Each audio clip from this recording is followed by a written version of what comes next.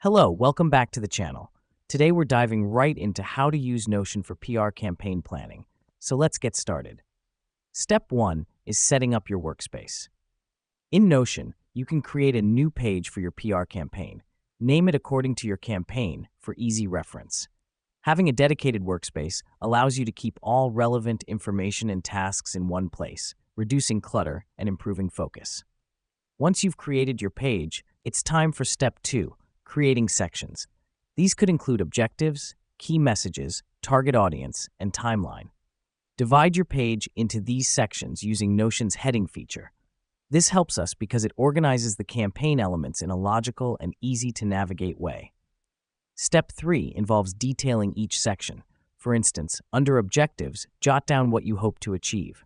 Under Key Messages, list the core ideas your campaign needs to communicate. Detailing these sections ensures you have a clear vision for your campaign and helps to keep everyone on the same page. Now that we've done that, step 4 is to build a task list. Use Notion's to-do list feature to capture all tasks related to your campaign. Don't forget to assign each task to a team member and set a due date. This function is crucial because it ensures accountability and helps track progress. The reason we do step 5 is to streamline campaign tracking. Make use of Notion's board view to visually track the status of your tasks. You can sort tasks into columns like To Do, In Progress, and Done.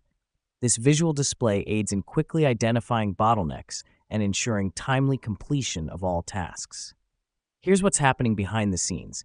Notion essentially becomes your campaign headquarters, where you can plan, execute, and track your PR campaigns seamlessly. To wrap it up, Notion is an excellent tool for PR campaign planning. By properly structuring and utilizing its features, you can manage your campaigns more efficiently and effectively. That's it for today's tutorial. Keep exploring Notion, and I'll see you in our next guide.